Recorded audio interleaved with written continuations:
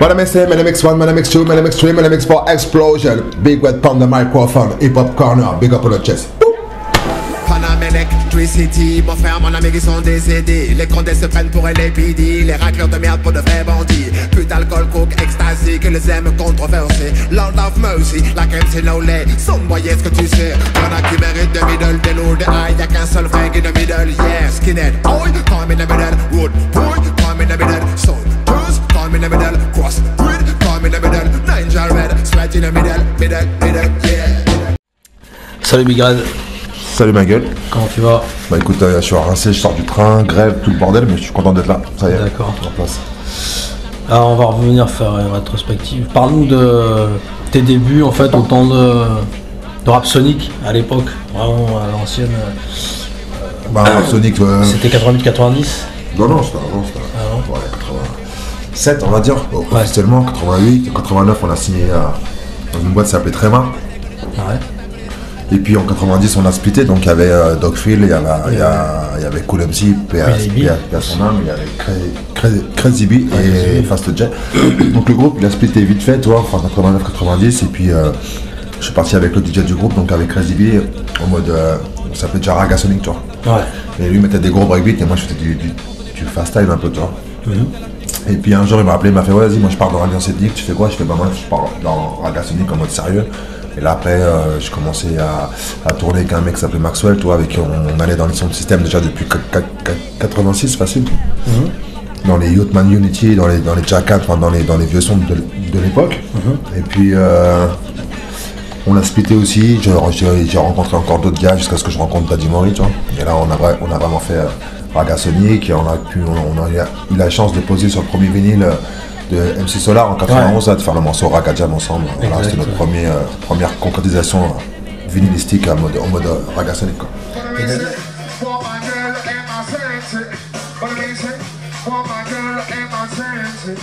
Laisse-moi jouer, laisse-moi kiffer, laisse-moi chanter, laisse-moi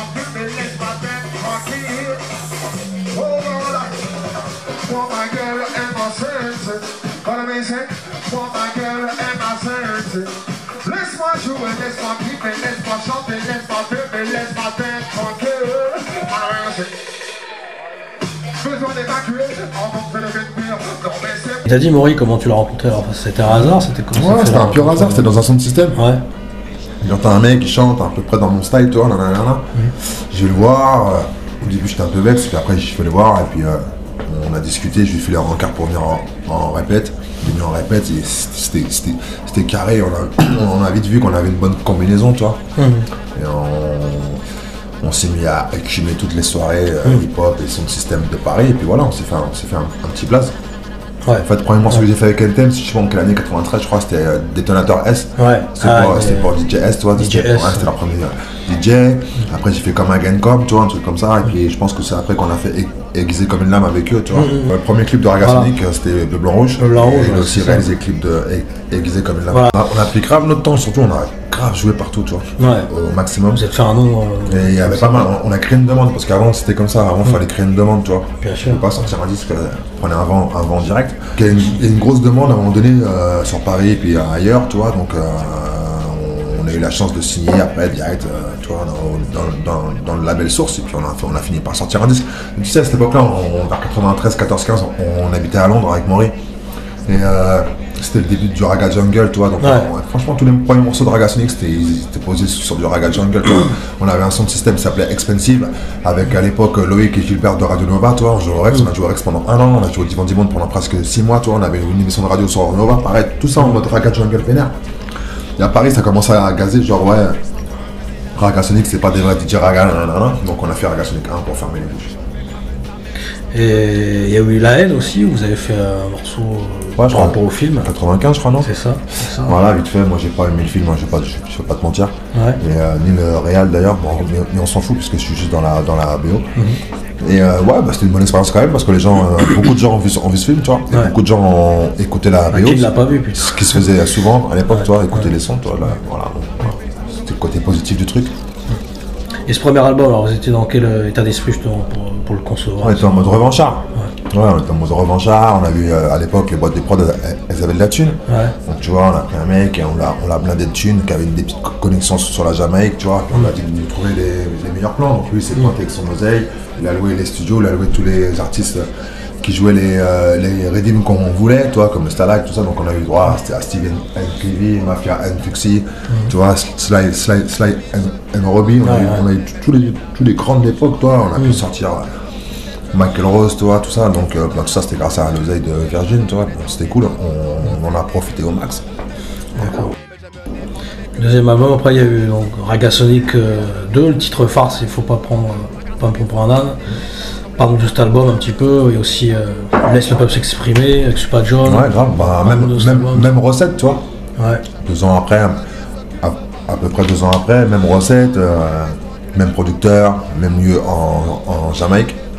Et puis voilà quoi, un album réussi pour moi, je trouve, quoi, tu vois. Je suis fier des deux.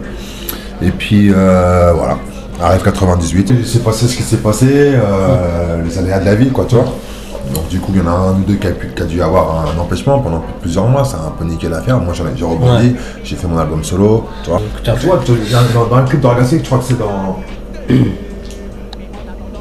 Faut pas me prendre pour un âne. On a eu la chance d'aller à Los Angeles, tu vois, c'était juste après les grosses émeutes de Watts, tu vois. Ouais. C'était genre 1 an et demi après, tu vois, un truc comme ça, donc... J'ai toujours déjà, toujours kiffé le funk, toujours kiffé la G-Funk et tout ça. G-Funk. À l'époque, on écoutait grave Tupac, toi aussi. Et puis, moi, au premier album de NWA, j'étais là, quoi, tu vois. On était avec Rémi, toi, on n'a rien lâché. Et puis, il y a trop de grands groupes de funk qui viennent de là-bas, quoi, tu vois. Donc, on a toujours écouté un peu de G-Funk. C'est vrai que quand on arrive là-bas, tu vois, dans le clip, d'ailleurs, les clips, faut pas me prendre pour un âne, il a été réalisé par Gobi, qui lui-même faisait les clips de Tupac, tu vois. On a eu la chance, grâce au budget qu'on avait, de se payer un peu les mecs qu'on voulait, tu vois. Et dans le clip, tu vois, vite fait Tupac pendant qu'on zappe dans la chambre d'hôtel avec voilà. Et puis même, on était déjà en mode tatou, tu vois, on était déjà en mode G-Funk à fond, tranquille. Ni l'homme ni la femme, écoute ce style. Je passe une des ballons, tu ne me feras pas croire que tu respectes la femme et l'homme. La capitale est au bon milieu d'un cercle de feu. S'il fallait le nommer, ce serait la banlieue. Si tu vis dans le 16e, tu n'as pas de chance, vieux. Qu'on se le descend au lieu. Raga Sonic son système, anime si tu le veux. Si tu ne veux pas, c'est la même. T'es les big up pour la break again, et que tu veux peu. Même si je te dis sur Roca, je voulais juste parler de Roca, comment s'est passé tu parles du jazz de la SMAT, et ça fait penser à sans rémission un peu dans l'esprit de ça, quoi. On était à fond dedans, Roca avec sa propre culture, quoi, déjà. Et puis, bon, de toute façon, tout le monde était dans cette fin. Tout le monde, non, t'avais ceux qui étaient à fond New York et Wotan, quoi, et ceux qui étaient un peu plus West Coast, quoi, toi. C'est ça. Voilà, c'est tout. Donc nous, on était un peu plus West Coast parce que pour Roca, le côté latino, tu vois, et puis et la culture, et puis pour moi, parce que j'aimais bien le funk lourd. C'est ça. La culture, c'est en 2005. Ouais, pareil, c'est même équipe. J'ai fait ça avec Fast Jet, tu vois. J'ai beaucoup bossé avec lui sur les 3 albums, sur les 5, sur les 4 premiers albums. Et que dire là-dessus, quelques bons tracks un peu plus roots, reggae, hip-hop, mais plus hip-hop New York, mais c'était pas moi qui étais à la prod. D'accord. Mais c'était cool quand même. Après, TW en mode grime, 100% grime, en la fin 2007 et sorti en 2008. Et le grime est sorti en 2003. Avec Dizzy Rascal et tout ça. 2004, c'était le Rascal, tu vois. Dessus en guest, j'ai Jenica, j'ai MC Yostar, tu vois, qui débute avec moi en lourd. À cette époque-là, il y avait Jamalski qui était pas loin, tu vois, donc on traînait vachement ensemble. Mais en même temps, je n'ai pas promotionné Express, album-là, c'était vraiment pour du son pointu, tu vois, pour l'époque. Même si aujourd'hui, le grime, ça devient un petit peu la mode, tu vois, c'est cool. Ouais. Et après, il y a le best-of. On va faire ça, faut les changer de peu. On mange le canton des feux, jusqu'au bord de la rose, égal le goût. Ce n'est pas la vie des aveux, mais j'attends le jour où je serai la veille. Pour me défendre, comme vous en avez un peu, pour me descendre, je vais pas te laisser par mes jambes. Où il y a des personnes qui défendent mes jambes, à la terre entièrement, j'avoue. Ok, tu m'as vu, mais est-ce que tu m'entends? Pour cette semaine, prends le enlève ton casque, là tu vas entendre tomber le masque, là tu vas comprendre ce que tu risques à essayer dans frasque. Et après, tu t'es reformé avec Daddy Mori pour un album Raga Sonic 3. Ouais, tu vois. Donc, pour cet album-là, il y a des morceaux comme Identité, Peut pas check ça aussi. Ça va clasher aussi, où il y a un clip, il est clippé. Parlons un peu de cet album aussi. Bah, cet album-là, on l'a fait vite fait pour retâter du terrain ensemble. Du live et tout. Reprendre la connexion. On l'a surtout fait pour le live parce qu'il fallait l'actu pour les promoteurs. Du coup, on a fait une tournée, je sais pas, on a fait plus de 250 concerts, tu vois. On a séché 2 tourneurs, tu vois. Et à la fin du deuxième, il nous a dit, ouais, il n'y a pas un endroit où vous n'avez pas joué à 100 km, donc on va mettre un petit coup de frein à main.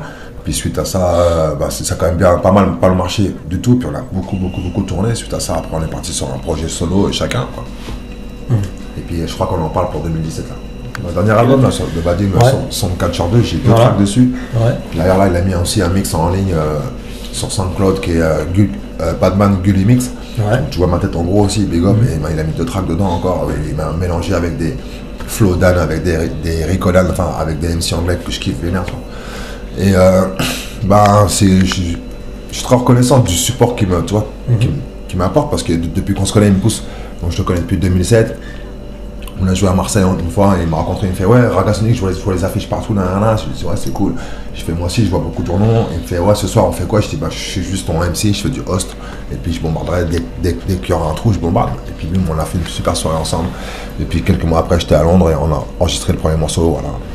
J'ai fait du Kill Kill, j'ai fait du Soldier avec lui. Une version avec Poupa Jim, c'est pas Kill Kill, c'est Inner Light. Et puis un autre morceau Fast, je sais pas comment il a appelé. Donc tu vois, si t'écoutes son dernier album, là, Soundcatcher 2, il y a 2 tracks à moi dedans, dont un featuring avec Poupa Jim. Alors ouais, j'ai fait cet album là avec Louis Garang, c'est Brigand Crew, toi, à Tours.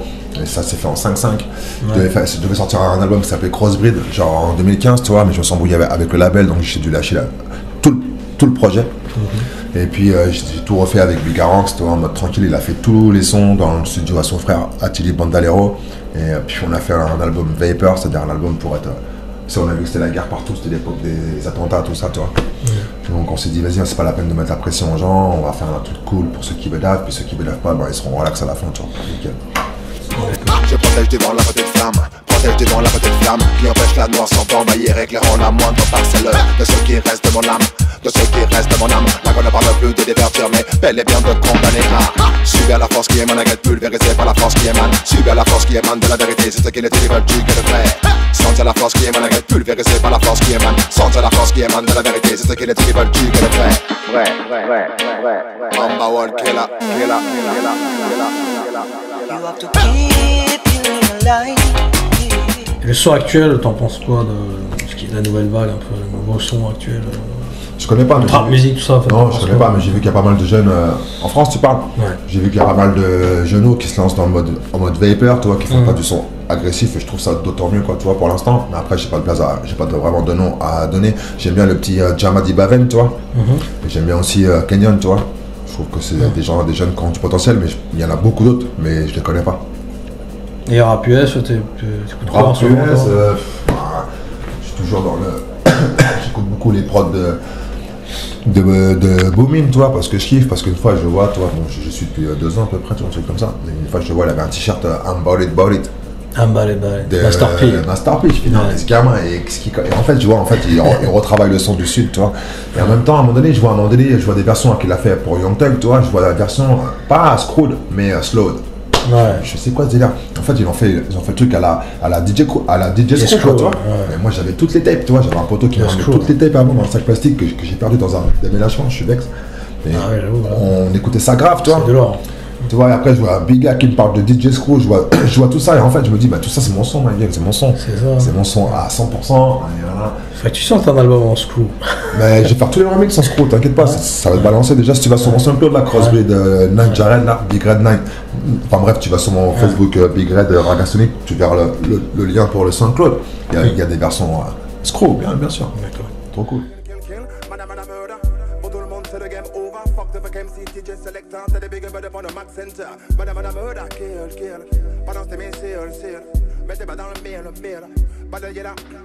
Je veux te dire ce qui me passe par la tête. Je crois que tout le monde veut me la mettre. Est-ce que je suis devenu parano, mais c'est net. Comme Hannibal Lecter, trouve le bon vecteur. Enfermé, cabotonné, cabezonné, emprisonné, empoisonné, bien affiché, bien enroulé, démystifié, alcoolisé, métallisé, dévalisé, banalisé, analysé, verbalisé, télévisé, verbalisé, bien amusé. Me devine que les caméras vont viser. Si t'avais 3 rappeurs américains qui t'ont vraiment marqué ou plus Ouais. Bon, il y a RS1, Chris One direct, Chuck D. Depuis Bikini. Ouais, et puis Ouais, Tupac. Trois producteurs. Maintenant, il y en a d'autres là maintenant qui sont prometteurs, toi. Mais je te parle des anciens. En producteur,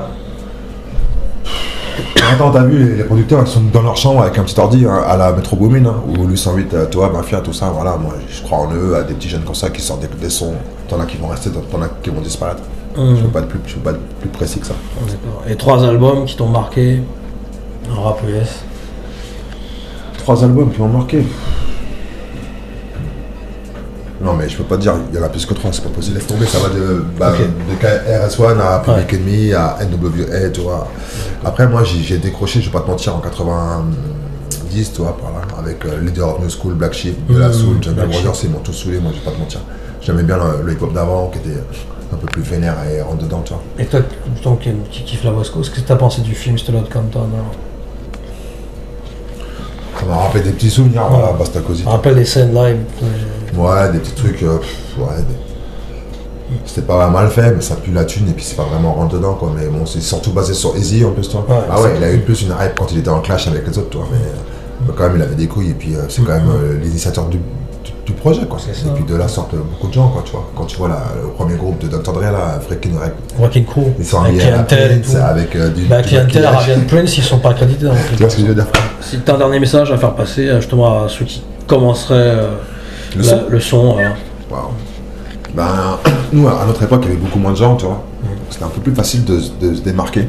Aujourd'hui, tout le monde fait du son, donc faut toujours essayer de se démarquer, de ne pas faire comme les autres, d'aller plus loin et de vivre le truc à 100%. Maintenant, tout le monde n'a pas le luxe de pouvoir faire du son à 100% et à plein temps, parce que j'ai connu des gens beaucoup plus talentueux que nous et qui ont dû lâcher l'affaire pour payer les factures, pour diverses raisons.